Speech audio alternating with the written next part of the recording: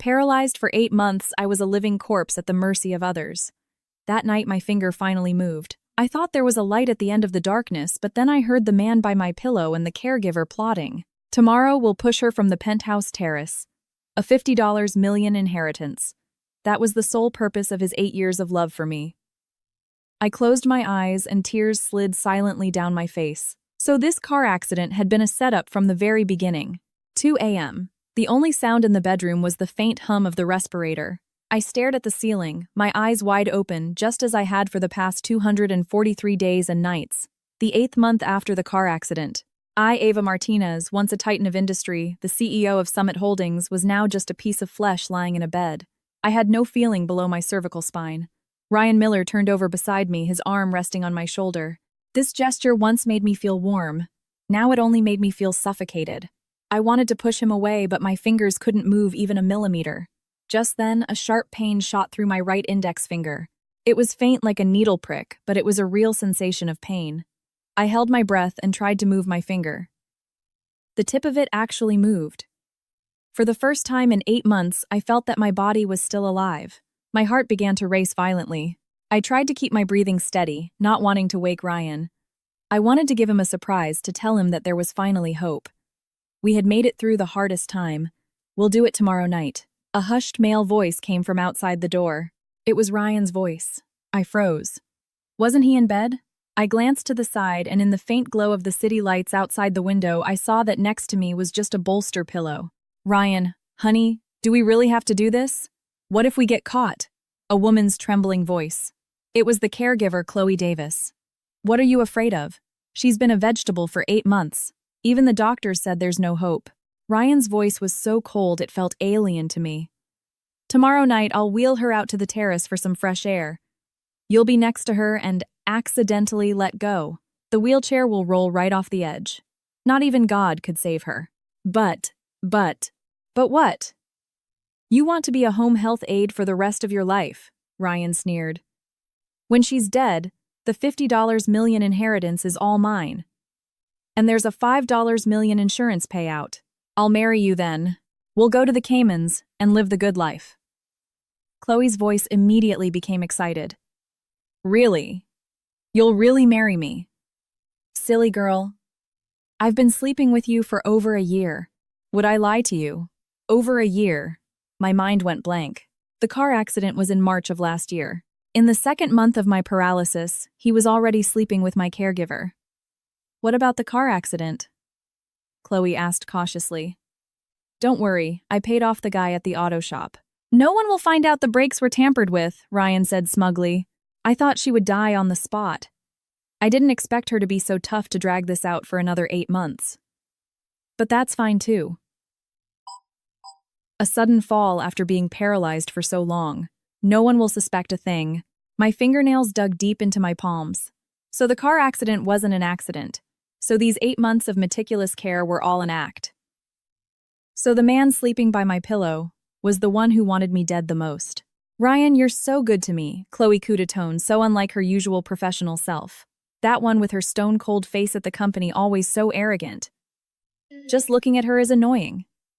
Just a workaholic. What's the use of earning so much money? It all just benefits me in the end, Ryan laughed. All right, remember what you have to do tomorrow night. Make sure you act the part. Cry when you're supposed to cry, panic when you're supposed to panic. I know. The footsteps faded away. The bedroom door was gently pushed open. Ryan tiptoed in, stood by the bed for a moment, and leaned over to look at me. I closed my eyes, keeping my breathing steady. One more day, he whispered in my ear, his voice filled with vicious delight. Ava Martinez, you'd never dream that the husband you trust the most would be the one to send you to your death, would you? His hand caressed my face, his touch as gentle as if he were caressing a treasure. Don't worry, I'll cry very sadly at your funeral. After all, you are my most beloved wife. Then, he lay back down in bed, wrapped his arm around me, and soon the sound of his even snores filled the air. I opened my eyes and tears slid silently down my face. An 8-year marriage, a $50 million fortune. In his eyes, it was all just a meticulously planned murder and a scam. But he didn't know his prey had already woken up. I moved my fingers, which were gradually regaining sensation, feeling the warmth of blood flowing again. My right hand could already make a fist. My left hand was starting to feel something too. Tomorrow night. Very good, Ryan Miller. This game has only just begun. The night outside was thick as ink. I stared at the ceiling, my mind racing, planning my counterattack. 8 months of paralysis had taught me one thing in a desperate situation. You either die, or you make the person who wants to kill you die first. And I, Ava Martinez, was never the type to sit and wait for death. The morning sun filtered through the curtains. Ryan woke up on time and placed a kiss on my forehead. Ava, the weather is so nice today. How about I take you up to the terrace to watch the sunset tonight? His voice was gentle and considerate, his eyes full of concern. If I hadn't heard those words last night, I would have truly believed he was a good husband. I maintained my vacant stare, showing no reaction. Although my body was recovering, the process was slow. For now, only my hands could move slightly. The rest of my body was still numb. Chloe, it's time to give Ava her bath. Ryan called out the door. Chloe came in with a basin of water, a professional smile on her face. Mr. Miller, you can go to the office without worry. I'll take good care of her. Ryan changed and left. The room was now left with just me and Chloe. The smile on her face vanished in an instant. She roughly pulled back the covers. What are you pretending for? You'll be dead by tomorrow anyway. The washcloth was wiped carelessly over my body, her movements far from gentle. And you're the CEO. Now you have to let me serve you. I suppressed my anger, continuing to feign unconsciousness. Chloe leaned close to my face, a vicious glint in her eyes. Did you know Ryan says you're incredibly boring in bed? Not like me, I can make him happy. Your $50 million will be ours soon. She finished with a smug laugh, continuing her work. I mentally recorded every single one of her offenses. 10 a.m. The doorbell rang. Mr. Brown, you're here. Chloe immediately put on a respectful expression. David Brown was my college roommate, and also my personal lawyer. He had come to see me every week for the past 8 months. He walked into the bedroom with a thermal container. Seeing my still lifeless form, a flash of pain crossed his eyes. Ava, I brought you some soup. David sat by the bed and took my hand. This was it. With all my strength, I made my index finger twitch slightly in his palm. David's body visibly stiffened for a second, but he quickly returned to normal, continuing to speak in a gentle voice. The doctor says your condition is improving. You have to have faith. His thumb pressed twice on the back of my hand. It was our old code from college. It meant message received. Mr. Brown, I'll get you some tea, Chloe said as she walked out. David immediately lowered his voice. Can you hear me blink once if you can? I blinked once. Oh my God, David took a deep breath, forcing himself to calm down. Are you in danger? I blinked again. Is it Ryan Blink? David's face instantly became grave. He spoke quickly. I understand. You keep pretending. I'll go make preparations. I'll find a way to come back tonight. Chloe came in with the tea. David had already resumed his normal expression, continuing to speak to my unconscious self. Half an hour later, David left. In the afternoon, Ryan came back early carrying a bouquet of lilies. Ava, these are your favorite flowers. He placed the flowers in the vase by the bed. Tonight we'll go to the terrace. You'll love it. Chloe peeked her head out from the kitchen. Ryan, honey, for dinner, I made Ava's favorite dishes. Good girl. Ryan walked over and wrapped his arms around Chloe's waist in the kitchen. Stop it, she's still here, Chloe said coyly. What's there to be afraid of? She's a vegetable. Ryan's hands began to wander. After tomorrow night, we can do whatever we want. Has the insurance been taken care of? Don't worry, the beneficiary was changed to me long ago. When she signed it, she thought it was just some investment paperwork. Ryan laughed smugly. Stupid woman. Good at making money, but no sense of guarding against people at all. I finally remembered. 3 months ago, Ryan brought a stack of documents for me to sign, saying they were routine papers for our portfolio. I was lying paralyzed in bed at the time, with no energy to look closely. I believed whatever he said. So, among them, was the insurance beneficiary change form. By the way, how are things at the company? Chloe asked. Frank Thompson. I gave him a taste of the profits. He promised to help me sideline the board of directors after you die. Ryan lowered his voice. Summit Holdings will be mine then. Ryan, you're amazing. The two kissed completely oblivious, paying no mind to the vegetable lying in the bed. I closed my eyes, rapidly processing the information. The car accident, the insurance, the company, the vice president, the signature. What a vast and intricate scheme. And I had nearly become its sacrifice. 6 p.m., David appeared at the door again. Mr. Miller, I have some legal documents that need Miss Martinez's signature. May I go in? He carried a briefcase, his expression serious. Ryan frowned but still stepped aside. David, please come in. But Ava is in this state. It's fine.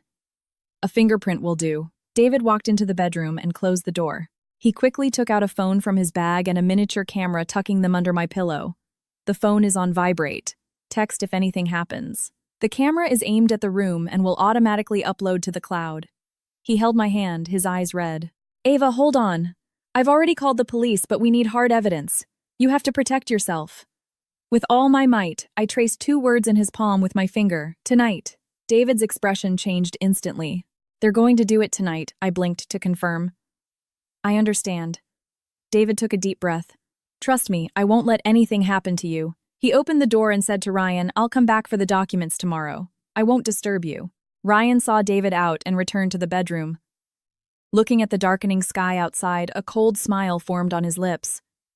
Ava, are you ready? He leaned in and said in my ear, Tonight is the anniversary of your death. Night fell. Ryan and Chloe were in the living room discussing the details in low voices. I lay in bed, the phone under my pillow vibrating softly. It was a message from David, camera connected. I'm monitoring. Police are on standby. Protect yourself. My right hand could now grip the phone, and my left hand was gradually regaining feeling. I carefully hid the phone under the covers and opened the company's financial system. As the CEO, my account had the highest clearance. Having not logged in for 8 months, the system prompted that there were numerous abnormal transaction records. My heart sank. From March to July, over a period of 4 months, $5 million had been successively transferred out of the company account. The recipient was a company called Miller Ventures. The legal representative, Ryan Miller. He didn't just want my life, he wanted to hollow out my company. I kept looking and found Vice President Frank Thompson's signature on all the transfer approval forms. No wonder Ryan said Frank would help him. They had been accomplices all along. The phone vibrated again. A message from David, I found out. Ryan opened an offshore account in the Caymans. He's already transferred $3 million. He also has 2 other women on the side, and he's been giving them money. I clenched my jaw. This man was even greedier and more shameless than I had imagined. Ma'am, it's time for your medicine. Chloe walked in with a bowl of liquid medicine, a fake smile on her face. I stared at the bowl of dark brown liquid, and a terrible thought occurred to me. For these 8 months, I had been drinking this every day. Chloe lifted my head and poured the medicine into my mouth. The bitter liquid slid down my throat, and I felt a wave of nausea. Drink up, Chloe's voice was tinged with malice. You'll be dead tomorrow night anyway. 1 more bowl or 1 less doesn't make a difference. She put down the bowl and suddenly reached out to pinch my cheek. You know, I added something to this medicine. The doctor prescribed IV nutrition, but I pour out half of it every time and replace it with crushed up sedatives. My pupils contracted violently. Why do you think you never woke up? Chloe smiled triumphantly. Ryan said to let you sleep more to save him the trouble. If you weren't so tough, you would have been dead long ago. She let go, leaving red marks on my face. By the way, your designer bags and jewelry, I've already tried them all on. Chloe opened the closet and took out my Hermes bag. When you're dead, these will all be mine. Ryan said he'd give me the best. She preened in front of the mirror with my jewelry, treating me as if I were already dead. I watched it, all my phone silently recording under the covers. 9 p.m., Ryan walked into the bedroom. Chloe immediately went to him. Is everything ready? Ryan asked. Yes, I've loosened the brakes on the wheelchair. A gentle push and it will roll, Chloe said. I also sprinkled some water near the edge of the terrace. I'll say I accidentally knocked over a bucket of water for the plants. Smart. Ryan wrapped an arm around her waist. After this is done, I'll give you $1 million. Only $1 million. Chloe pouted petulantly. Didn't you say you'd marry me? Marry you. Ryan sneered. Who do you think you are? Once I get the money, I'm going to find Ashley. She's much younger and prettier than you. Chloe's face instantly changed. You lied to me. What else? Did you really think I'd marry a caregiver? Ryan pushed her away. Just do your job. $1 million is enough for you to live on for the rest of your life. If you don't listen, you won't get a single cent. A look of resentment flashed in Chloe's eyes, but in the end, she lowered her head. I understand. That's a good girl. Ryan patted her cheek. Tomorrow night, 10 p.m. See you on the terrace. Remember to make it look real. The two walked out of the bedroom. I could hear Chloe's suppressed sobs and Ryan's impatient reprimands. I sneered in the darkness. Dogs fighting dogs. Perfect. The phone vibrated. A message from David got it all on tape. The police now have evidence of Ryan embezzling company funds. They will set up an ambush on the terrace tomorrow night. Ava, how is your body recovering? I painstakingly typed a reply. Hands can move. Legs still can't. That's enough. I'll be waiting downstairs tomorrow night. Trust me. I put down the phone and moved my gradually recovering arms. 8 months of paralysis had caused my muscles to atrophy. Every movement now required a huge amount of effort. But I had to persevere. Around midnight, Ryan lay beside me, sleeping soundly. He was probably dreaming of his fortune, completely unaware that his prey had already laid a trap. I turned my head to look at him at this face that had once made my heart flutter, which now only disgusted me. An 8-year marriage, a lie from beginning to end. He got close to me, married me all for my money, and like a fool I gave him all my trust. But this time I would not lose. The moonlight shone coldly through the window. I closed my eyes, conserving my strength. Tomorrow night was the final showdown. Ryan Miller, your meticulously planned murder, will become your own funeral. I silently counted down in my mind, my fingers gripping the blanket tightly. My body was still weak, but the flames of revenge were already burning fiercely in my chest. On the terrace, we'll see. The next day, the entire day passed in an eerie calm. Ryan was unusually attentive, giving me a massage one moment, talking to me the next, the perfect image of a caring and thoughtful husband. Ava, the sunset tonight will be beautiful, he said gently. I'll take you out to the terrace so you can see the outside world. You've been in this room for too long. Chloe was packing things nearby, her eyes darting around. She was clearly still upset about last night's conversation, but she didn't dare act on it, only enduring it in silence. 3 p.m. My phone vibrated. It was David. The police are in position. Plainclothes officers are around the building. I'm downstairs ready to rush up at any moment. Can you move your legs? I tried to move my legs. My toes could wiggle slightly, but standing up was still impossible. I replied, can't stand but can protect myself. Received.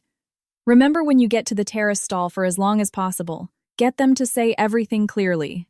I deleted the chat history and hid the phone under the wheelchair cushion. 6 p.m. The sky began to darken. Ryan changed into a black outfit. Chloe was also dressed plainly. The two exchanged a look, their eyes filled with malice. Chloe, help Ava into the wheelchair, Ryan said. Chloe came over and roughly pulled me up from the bed.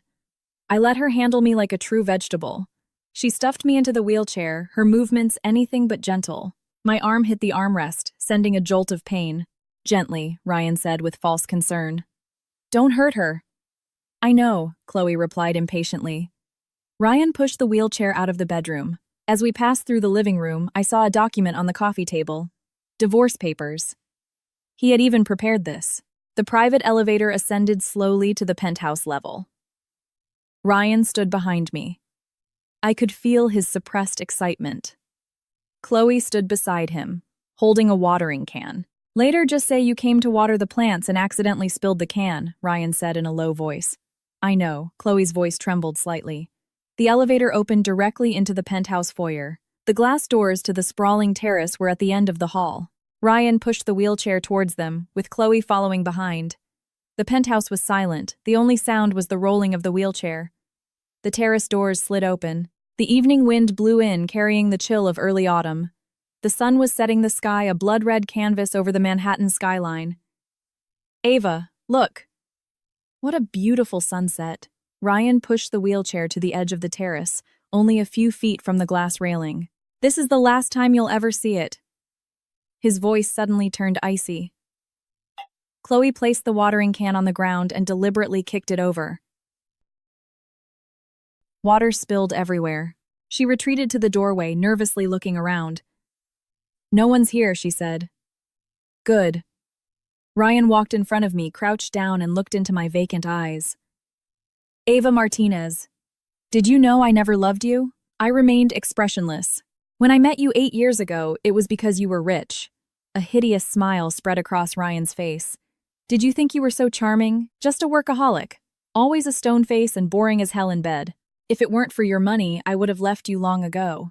He stood up, looking down on me. On the day of the accident, I tampered with your car. I thought you would die on the spot, but I didn't expect you to be so tough. But that's fine too. After being paralyzed for 8 months, everyone thinks you're a lost cause. Now if you die in an accidental fall, no one will suspect a thing. From the doorway, Chloe urged Ryan, "Hurry up! What if someone comes? What's the rush?" Ryan said impatiently. "I want her to die knowing the truth." He turned back to me and continued, "Do you know how great these past 8 months have been for me? During the day, I transferred your assets at the company. At night, I held Chloe in my arms.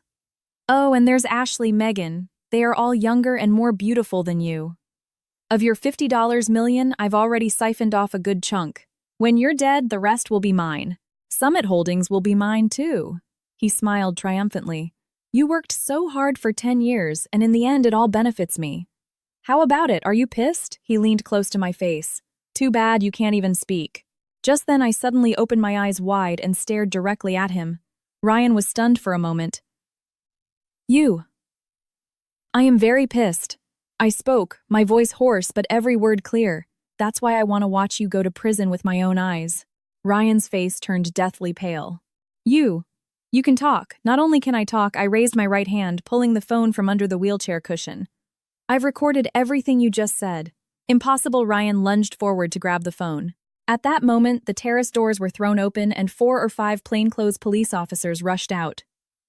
"NYPD, don't move." Ryan froze on the spot.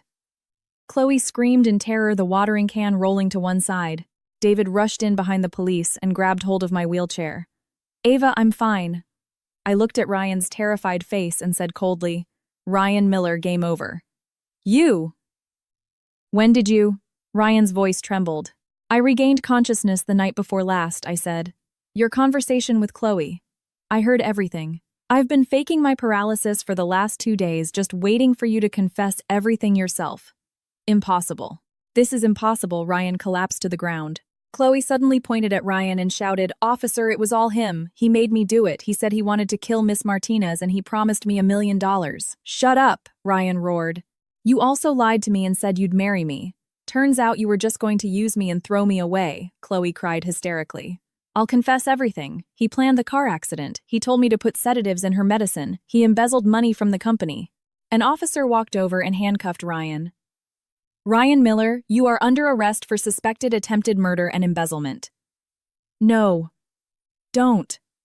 Ryan struggled. "Ava, I was wrong. I was really wrong. For the sake of our 8 years of marriage, please let me go." I looked at him, my eyes as cold as a blade. 8 years of marriage. Are you worthy?" The last rays of the sunset shone on the terrace. Ryan was taken away by the police. Chloe was also taken into custody. David knelt before me, tears streaming down his face. "You scared me to death. I told you I wouldn't lose." I took his hand and smiled weakly. "This battle I've won." The wail of police sirens faded into the night. I sat in my wheelchair watching Ryan being shoved into the car. He was still struggling, still shouting my name, his voice filled with desperation. But I felt not a ripple of emotion. "Ava, let's go to the hospital first." "You need a full checkup," David said, pushing my wheelchair towards the elevator. "No. First we go home," I said. "I need to get all the evidence." Back in the penthouse, David helped me onto the sofa. My legs were still weak, but my arms had regained their strength. "Help me open the safe in the study." I told him the combination. David opened the safe. Inside, various documents were neatly arranged. I had him take out a folder from the very bottom. "What's this?" David asked. "The prenuptial agreement." I opened the folder. Inside was a notarized agreement that I had made Ryan sign before we got married. It stipulated that if he cheated or acted against my interests, he would leave the marriage with nothing and would have to compensate me with $10 million. David gasped. "You were prepared for him all along, not for him. For everyone." I flipped through the documents. In all my years in business, I've seen too many fortunes lost to bad marriages. So, before I got married, I prepared for the worst-case scenario. "But you were married for 8 years. I thought you had a good relationship." "I thought so too," I smiled bitterly. But now it seems he was acting from the very beginning. I continued to search, pulling out another document. Company Equity Agreement. It clearly stated that all shares of Summit Holdings were under my name. Ryan didn't own a single share. And this. I took out an insurance policy. This is the life insurance I bought 3 years ago. The beneficiary is my mother. The change of beneficiary form Ryan had me sign has no legal effect at all because it requires me to handle it in person at the insurance company. His forged signature doesn't count. David looked at me stunned. You thought of everything. The market is a battlefield. How could I not have a few tricks up my sleeve? I gathered the documents. Now I'm going to make him pay. David took out his laptop and opened a folder. This is what I found in the last 2 days. Ryan opened 3 offshore accounts and transferred a total of $3.5 million. He was supporting 4 women on the side, giving them a total of $50,000 a month. He also colluded with Frank Thompson to embezzle $5 million from the company's accounts.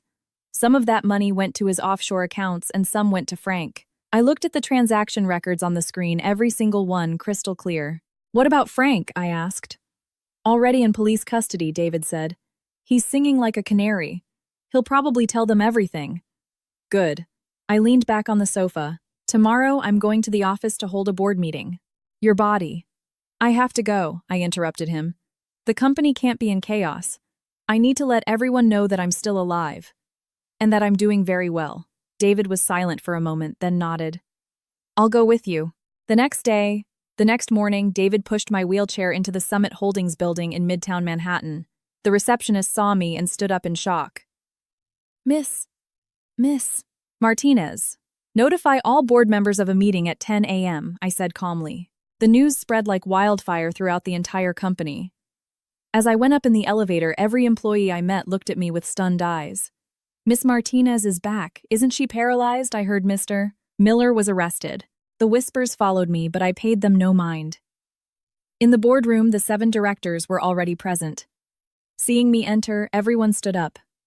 Ava, please have a seat. I had David push the wheelchair to the head of the table. I know you all have many questions.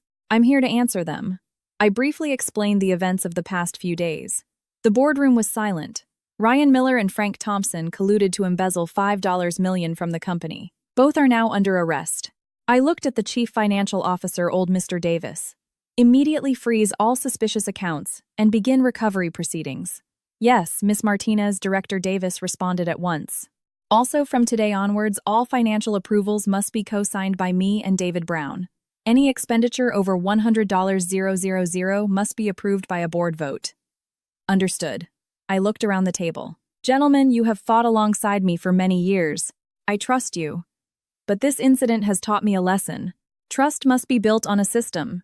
From today, the company's management system will be completely overhauled. Ava is right, a director stood up. We support you. Yes, we all support Miss Martinez. The meeting lasted for 2 hours, restructuring all aspects of the company's affairs.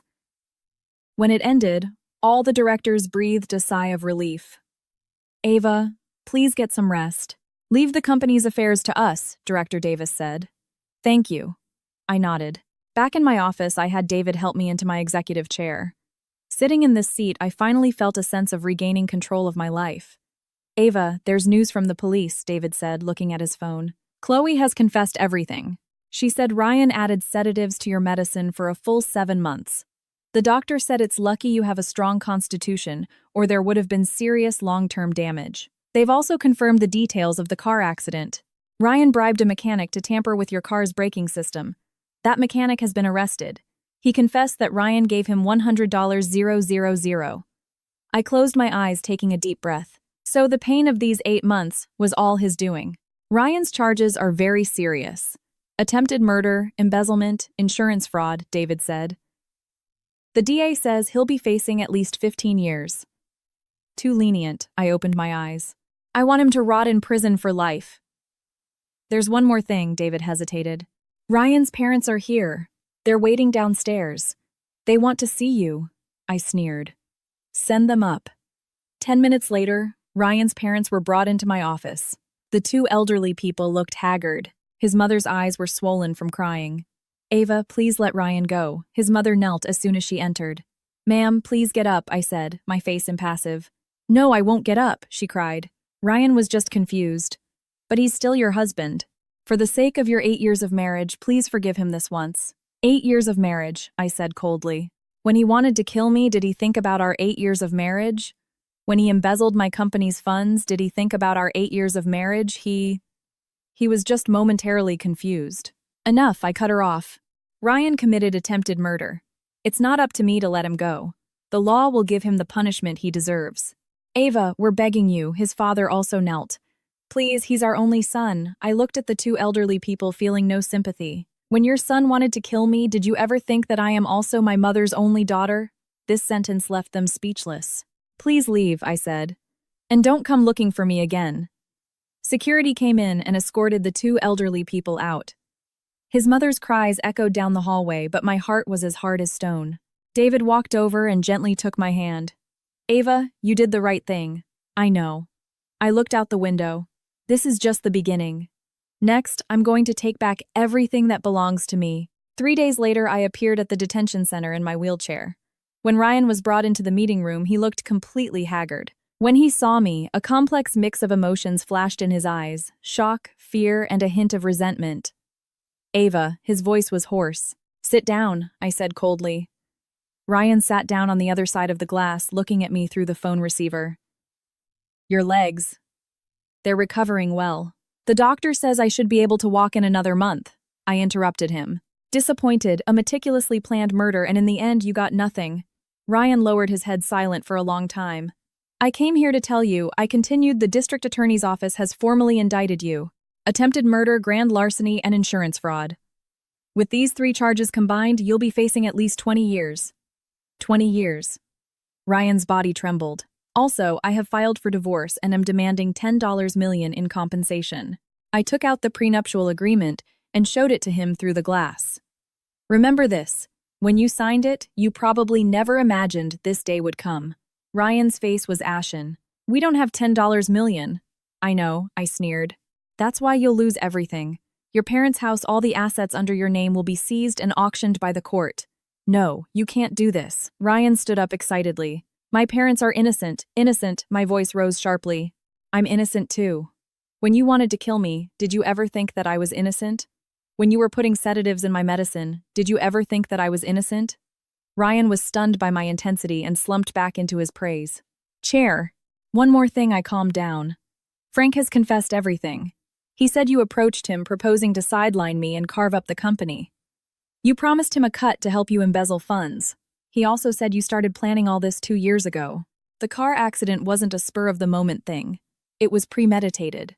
Ryan's eyes darted around, not daring to look at me. Why, I stared at him. Was I not good to you? I gave you whatever you wanted. I never bothered you with company affairs. The allowance I gave you each month was more than enough. Why did you do this to me? Because I resented you. Ryan suddenly looked up, his eyes filled with hatred. Do you know how people see me? Ava Martinez's husband? A kept man. A good-for-nothing who lives off a woman. I'm a man too. I have my pride. But in front of you, I'm nothing. His voice grew more agitated. The company is yours, the penthouse is yours, the cars are yours. Even every cent I spend is yours. I was sick of it. I wanted to prove myself. I wanted to have my own fortune. I listened quietly until he finished, then laughed coldly. So you decided to kill me, Ryan faltered. Ryan, do you know what your biggest problem is? I leaned closer to the glass. It's not that you're incapable. It's that you have no morals. You could have used your own abilities to earn money to start a business to prove yourself. But you chose the most despicable method to kill your wife and take her assets. You don't deserve to be a man, let alone my husband. Ryan's face turned beet red, his lips trembling, unable to say a word. By the way, I have something else to tell you. I took out my phone and opened a photo. Do you know her? The photo was of a young, beautiful girl, the one he called Ashley. She came to see me yesterday. Said you owed her $500,000. I told her you'd been arrested.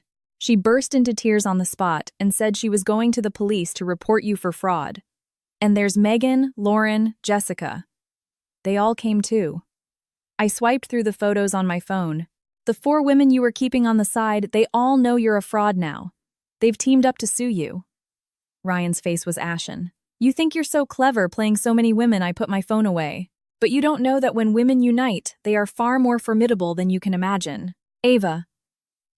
I was wrong. Ryan finally broke down. I was really wrong.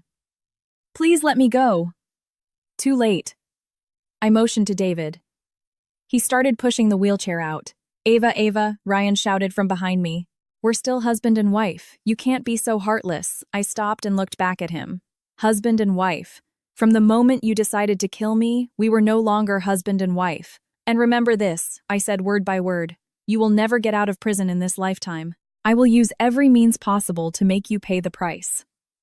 Walking out of the detention center, the sunlight was blinding. David handed me a pair of sunglasses. How do you feel? He asked. Great, I put on the sunglasses, a smile playing on my lips. The day of the trial, the courthouse was swarmed with reporters and onlookers. The story of the Summit Holdings CEO suing her husband for attempted murder had been a media sensation for a week. Everyone wanted to see the outcome. David pushed my wheelchair into the court. Camera flashes went off incessantly. Miss Martinez, are you confident about the trial's outcome? Miss Martinez, will you forgive your husband, Miss? Martinez, is it true he had multiple mistresses? I didn't answer any questions, heading straight into the courtroom. The public gallery was packed. There were company employees, friends from the business world, and many unfamiliar faces. I saw my mother in the front row, her eyes red. When Ryan was brought in, he had lost a lot of weight. He wore a prison jumpsuit, his hands cuffed, his gaze evasive, not daring to look at me. All rise. The judge entered, and the trial officially began. The prosecutor spoke first, listing all of Ryan's crimes. In November of this year, the defendant planned another murder, attempting to push Ava Martinez from her penthouse terrace to fake an accidental death in order to obtain a $50 million inheritance and a $5 million insurance payout. Furthermore, the defendant is also suspected of embezzling over $5 million in company funds, insurance fraud, and several other crimes. The prosecutor's voice echoed in the courtroom, each word a hammer blow on Ryan. The defense and prosecution lawyers clashed fiercely. Then David stood up. Your Honor, on behalf of the plaintiff Ava Martinez, I request the court to sentence the defendant Ryan Miller to the harshest penalty. He laid out the reasons: the prolonged duration of the criminal acts, the extremely vicious methods, the defendant's greed for both life and property, and his complete lack of remorse. The plaintiff Ava Martinez may now speak, the judge said. I took a deep breath and had David push my wheelchair to the witness stand. Your Honor, members of the jury, my voice rang out in the court. Ryan Miller and I were married for 8 years. I thought I had married a man I could entrust my life to. But I was wrong. He wanted to push me from my own home, then take my inheritance and live a happy life with other women. The gallery broke into murmurs. My mother was crying uncontrollably. If I hadn't happened to regain consciousness, if I hadn't overheard their conversation, I looked at Ryan, I would be dead now. Your Honor, I am not a cruel person, I said. But for someone who tried to kill me time and again, I cannot forgive. I demand the court to sentence him to the maximum penalty to make him pay for his crimes. After I finished, the courtroom was silent. Ryan stood up, his voice hoarse. I'm sorry, Ava. I admit I did many wrong things, but I never really wanted to kill you. I was just momentarily foolish. Momentarily foolish, I sneered. You planned it for 2 years, and you call that momentarily foolish. Ava, I truly know I was wrong. Ryan suddenly knelt. Please forgive me. For the sake of our 8 years of marriage, enough. The judge banged his gavel. The defendant will be seated. Witnesses were called one by one: Chloe Davis, the mechanic, Frank Thompson. Each piece of testimony, each piece of evidence laid Ryan's crimes bare. After an hour's deliberation, the court reconvened. The verdict will now be read. The judge's voice was solemn and grave. The defendant, Ryan Miller, is found guilty of attempted murder and sentenced to 15 years in prison. Guilty of grand larceny and sentenced to 8 years in prison. Guilty of insurance fraud and sentenced to 5 years in prison. For the combined offenses, the final sentence is 20 years of imprisonment, with deprivation of political rights for 5 years. In addition, the defendant is ordered to compensate the plaintiff Ava Martinez $10 million for economic losses and $5 million for emotional distress. The gavel fell. The verdict was final. The gallery erupted in applause. Ryan collapsed in his chair, his face ashen. No, he whimpered. 20 years. I'm only 35. As the bailiffs led him away, he passed by me and suddenly stopped looking at me. Ava, you will regret this. I won't, I said coldly. The one who should have regrets is you. Ryan was led out of the courtroom, his cries fading in the distance. I sat in my wheelchair looking up at the courtroom ceiling, and tears finally streamed down my face. Not for Ryan, but for the 8 years of my life, for the person I once was, who once believed in love. Ava, my mother came over and held me tight. It's all over. It's all over. Yes, I leaned on her shoulder. Mom, let's go home. 6 months later, spring arrived. I stood before the floor-to-ceiling windows of my office on the top floor looking out at the city below. The sunlight on my face was warm and bright. I could walk again with only a slight limp that physical therapy was quickly correcting. Miss Martinez, this is the financial report for the first quarter. Mark Peterson, the new VP, walked in. I flipped through it, a smile on my lips. A 45% increase in profit. Not bad. It's all thanks to your leadership, Miss Martinez, he said. After he left, David came in. Ava, I have some news for you, he said. Ryan's appeal was rejected. He also wrote you a letter. Do you want to see it? I paused for a moment. Bring it here. I tore open the envelope. The handwriting was messy. Ava, I know you won't forgive me, but I still want to say I'm sorry. I've regretted it every day for the past 6 months. I will reform myself in prison. In 20 years, if I'm still alive, I will go to your grave and kneel to apologize. Ryan Miller. I read it, then tore the letter into pieces and threw it in the trash. That's it, David asked. That's it, I said. His apology means nothing to me. A week later, I was in my office meeting Ethan Hayes, an investor. He was around 38, well-dressed and elegant. Miss Martinez, I admire you greatly, Ethan said. Not just for your business acumen, but for your strength of character. If possible, I would like to invest in your company. Not to control it, but to partner with you. I believe we can achieve great things together. I looked at him, thought for a moment. I'll consider it. I'll give you an answer in 3 days. After he left, David came in. What do you think? He seems decent, I said. But I need to do more research. Do you have a crush on him? David teased. Don't be ridiculous, I rolled my eyes. I'm only focused on my career right now. All right, David surrendered. But Ava, you should also consider your own happiness. I am very happy now, I said. I have my career, my friends, my mother. What more could I ask for, but… No buts, I interrupted him. David, after everything I've been through, I no longer believe in love. I only believe in myself now. The sun was shining brightly outside. I stood up and walked to the window looking at this city. A year ago, I was lying in bed thinking my life was over. But now I was standing again and standing firmer than ever before. Ryan Miller wanted to destroy me, but he failed.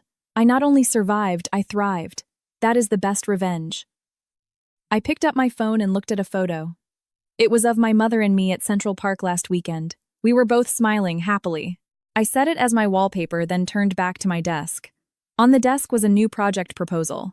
I picked it up and began to read it seriously. Life is long and there is still much to do. I will not stop. I will keep moving forward. Because I know only by constantly advancing can I truly control my own destiny. Ava Martinez, you've got this, I told myself. Outside, the spring breeze blew, bringing with it new hope, and I was ready to embrace my new life.